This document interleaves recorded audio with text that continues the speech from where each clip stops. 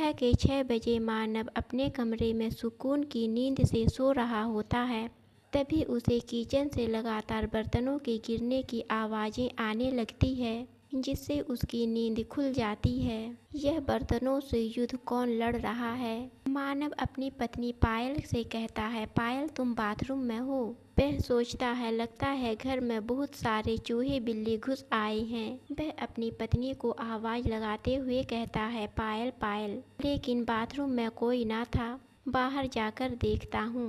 मानव अपनी आंखें मिलमिलाते हुए बाहर आता है और देखता है कि उसकी पत्नी पायल अपनी देवरानी सपना से लड़ रही है। दोनों एक दूसरे पर बर्तन फेंक रही होती है। यह रहा तेरा पसंदीदा कॉफ़ी कप, बड़े मज़े ले लेकर पीती है ना? यह तेरा पसंदीदा प्लेट का सेट। इतना कहकर पायल अपने हाथों से प्लेट छोड़ देती है और वो ज़मीन पर गिरकर टूट जाती हैं, जिससे सपना को बहुत ही ज़्यादा गुस्सा आता है। भाभी, यह प्लेट कप का सेट मेरे भैया ने मुझे गिफ्ट दिया था। आपने अच्छा नहीं किया। वैसे यह वही कढ़ाई है ना जिसमें आप सासू माँ को उनका पसंदीदा छोले भटूरे बनाकर खिलाती हो? इतना कहकर सपना वो कढ़ाई पूरी ताकत के साथ ज़मीन पर पटक देती है। पायल बोली, सपना तू कितनी मासूम है। यह कढ़ाई लोहे की है, टूटने वाली नहीं है। इतनी में बीच में पायल का पति मानव कूद पड़ता है और कढ़ाई उठाकर पायल को दिखाते हुए कहता है, तुम्हारी कढ़ाई पिचक गई है, यह देखो, इसमें छेद भी हो गया है। इस घर में एक ही कढ़ाई थी, उसका भी तूने सत्यानाश कर डाला सपना। अब मैं तुझे नहीं छोड़ूंगी। अरे छोड़ो, तुम दोनों एक दूसरे को देवरानी जेठानी होकर इस तरह से लड़ती हो। मानव दोनों को हटाते हुए बोल रहा था, माँ जल्दी से यहाँ आओ, देखो क्या हो रहा है। तुम्हारी दोनों बहुएं आपस में लड़ रही है। मेरी कढ़ाई वापिस कर, वरना आज मैं तुझे छोड़ूंगी नहीं। सपना बोली, आप मेरे टूटे हुए कप प्लेट का सेट वापिस करो, जो मेरे भैया ने मुझे गिफ्ट दिया था, वरना मैं आपको नहीं छोड़ूंगी। इतने में वहाँ पर मानव का छोटा भाई शुभम और उसकी माँ आ जाती है। दोनों देवरानी जेठानी अपनी सासू माँ से शिकायत करने लगती है, तुम लोग जब देखो तब बर्तनों से लड़ती रहती हो, मोहल्ले वाले क्या सोचेंगे? शुभम बोला, सपना तू चल मेरे साथ। सुबह के 6 बज रहे हैं और तुम हो कि फालतू में भाभी से लड़ रही हो। शुभम अपनी पत्नी सपना का हाथ पकड़कर अपने कमरे में लेकर चला जाता है। सौरभ बोला, सपना तुम भाभी से बर्तन को लेकर महाभारत क्यों करती हो? मैं कोई महाभारत नहीं करती, वही शुरुआत करती है। हमेशा की तरह उन्होंने मेरे भैया का दिया हुआ गिफ्ट तोड़ दिया। मैं इसका बदला तो उनसे लेकर ही रहूँगी। उस दिन बिना नाश्ता किए सौरभ और मानव ऑफिस चले जाते हैं। अपने दोनों बेटे को भूखा ऑफिस जाते देख उसकी माँ बहुत परेशान हो जाती है और अपनी बड़ी बहू पायल से कहती है, बहू तुम इस घर की बड़ी बहू हो और समझदार भी। आज सौरभ और मानव बिना नाश्ता किए ऑफिस चले गए। जब शाम में वो दोनों वापस आए तब उन दोनों के लिए फेवरेट छोले भटूरे बनाते हैं। हम लोग दोनों बात कर रही होती है कि इतनी में वहाँ पर छोटी बहू आ जाती है। दोनों को बातें करते देखकर कहती है, यही सही है माँ जी, सारा प्लान अपनी बड़ी बहू के साथ कर लो। आपको मुझसे तो सलाह लेने की ज़रूरत है ही नहीं। ऐसा नहीं है बहू, आज पायल खाना बनाएगी और तू हम सब के लिए खाना सर्व करेगी, मंजूर है? रोहिणी ने अपनी छोटी बहू को कहा।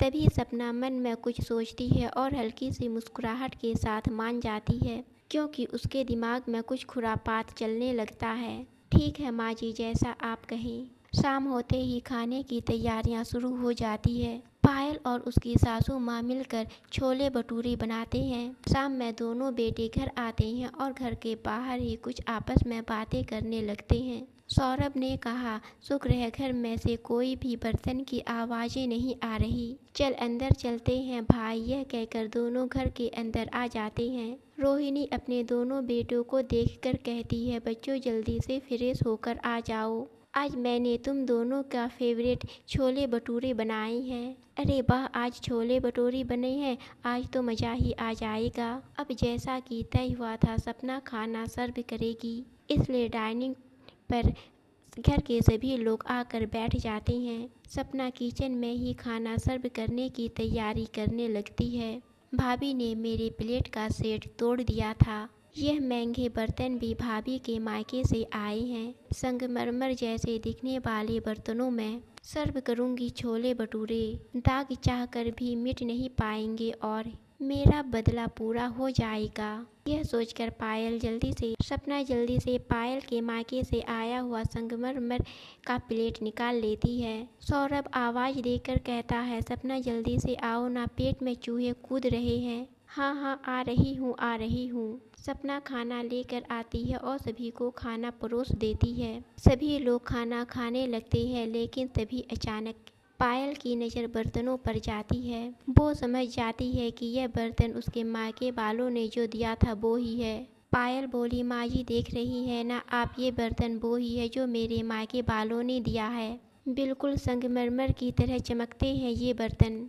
इन बर्तनों में सिर्फ खीर खाते हैं और कुछ नहीं। सपना बोली, अरे भाभी, बर्तन तो खाना खाने के लिए होते हैं ना, खाने के बाद बर्तन मैं धो दूंगी, नो प्रॉब्लम। पायल का पति मानव बोला, पायल सभी को खाना खा लेने दो, फिर आपस में बहुत लड़ लेना। अरे कमबख्त, छोले भटूरे के दाग संगमरमर के बर्तन से कभी नहीं जाएंगे। रोहिणी बोली, बहू तू गुस्सा मत कर, तूने सपना के आए मायके से बर्तनों को तोड़ दिया था ना, उसका बदला पूरा हो गया, चुपचाप बैठकर खाना खाओ, बर्तन तो दोबारा आ जाएंगे। रात के 1 बजे पायल बर्तन में लगे दाग को देखकर रोने लगी। कौन कमबख्त कहता है कि दाग अच्छे होते हैं। मेरे मायके की निशानी को बर्बाद कर दिया इस सपना ने, सारे बर्तन को फेंक देती हूँ। पायल सारे बर्तन उठाकर रोती हुई छत पर चली जाती है और छत से सारे बर्तन एक एक करके बाहर फेंक देती है, जिससे सारे बर्तन चकनाचूर हो जाते हैं। तभी सासू माँ आवाज़ सुनकर छत पर आती है, यह तू क्या कर रही है बहू? अरे दाग धब्बे नहीं गए तो क्या हुआ? अपने मायके की निशानियाँ कोई ऐसे तोड़ता है क्या? माँ जी, मैं आपकी वजह से चुप रहती हूँ, वरना इन बर्तनों की जगह मैं उस सपना का मुंह तोड़ दूंगी। मुझे लगता है अब कोई ना कोई फैसला करना ही होगा, वरना यह बर्तन एक दिन हमारे घर को बर्बाद कर डालेंगे। अगले दिन सासू माँ सबको अपने कमरे में बुलाती है। तुम दोनों जेठानी देवरानी हमेशा अपने बर्तनों को लेकर लड़ाई झगड़ा करती रहती हो। पड़ोसी भी शिकायत करते हैं मुझसे, तो आज मैं तुम दोनों के बर्तनों का बंटवारा करती हूँ। पायल, आज से तुम अपने बर्तनों में अलग खाना बनाओगी और सपना तुम अपने बर्तन में अलग। और रही बात मेरी, तो मैं एक दिन पायल के हाथ का खाना खाऊंगी और दूसरे दिन सपना के हाथ का। इस तरह दोनों बहुएं अलग अलग हो जाती है। एक रात सपना अकेले किचन में खाना बना रही होती है। इससे अच्छा तो पहले था, हर काम में भाभी मेरी मदद कर दिया करती थी, अब सब कुछ अकेले ही करना पड़ता है। इतनी में किचन में पायल आ जाती है। सपना, तू 2 घंटे से किचन में क्या कर रही है? जल्दी से काम खत्म कर, मुझे भी खाना बनाना है। आज मानव के कुछ दोस्त आने वाले हैं। भाभी, मेरे हाथों में मशीन नहीं लगी हुई है, देख रही हो ना, खाना बना रही हूँ, डांस तो नहीं कर रही हूँ। सपना के खाना बनाने के बाद पायल खाना बनाने लगती है। पायल सोचती है बर्तनों का बंटवारा होने के बाद बहुत टेंशन हो गई है। खुद ही सब्जी काटनी पड़ती है, खुद ही बर्तन धोने पड़ते हैं, खुद खाना बनाना भी पड़ता है और खुद ही सर्व भी करना पड़ता है। पायल की यह हालत उसके पति मानव से देखी नहीं जाती। उसकी पत्नी हर समय काम ही करती रहती है। खैर, रात में मानव के दोस्त आ जाते हैं। मानव अपने दोस्तों को खाना खिला देता है और सभी लोग फिर वहाँ से चले जाते हैं। फिर सभी लोग खाना खाकर सो जाते हैं। दूसरी तरफ पायल किचन में ढेर सारा बर्तन धोने लगती है। एक दिन मानव अपने भाई शुभम से अकेले में बात करता है। शुभम, जब से इन दोनों के बर्तनों का बंटवारा हुआ है, दोनों की हालत खराब हो गई है। पहले मिलजुल कर काम जल्दी खत्म हो जाता था, अब अकेले ही सारा काम करना पड़ता है। शुभम बोला, हाँ भैया, आपने मेरे दिल की बात कही। सपना भी इतना थक जाती है कि कमरे में आते ही तुरंत सो जाती है। मेरे पास एक प्लान है, 2 दिन बाद तू पायल से बोलना कि 500 दोस्त घर पर आने वाले हैं और मैं पायल को बोलूँगा कि 600 दोस्त घर पर आने वाले हैं। बस भैया बाकी का प्लान मैं समझ गया।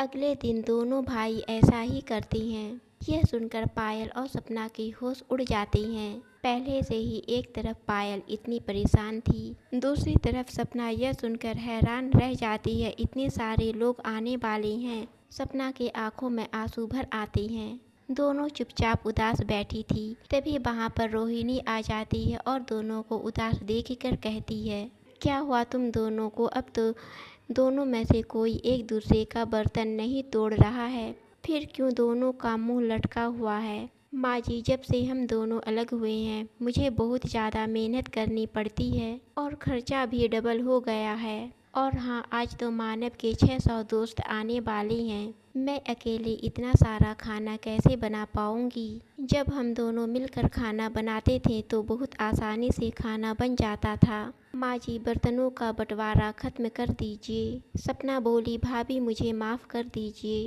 पायल बोली, मुझे माफ़ कर दो सपना। सपना, लड़ाई झगड़ा करके कोई फ़ायदा नहीं होता है। आज से हम दोनों फिर से साथ काम करेंगे। इस तरह मानव, सौरभ और उसकी माँ का प्लान सक्सेसफुल हो जाता है। दोनों देवरानी जेठानी एक बार फिर से मिलकर खाना साथ में बनाने लगती है। फिर कभी लड़ाई नहीं करती और खुशी खुशी रहने लगती है। दोस्तों, आपको कहानी पसंद आई तो चैनल को सब्सक्राइब और वीडियो को लाइक ज़रूर करें।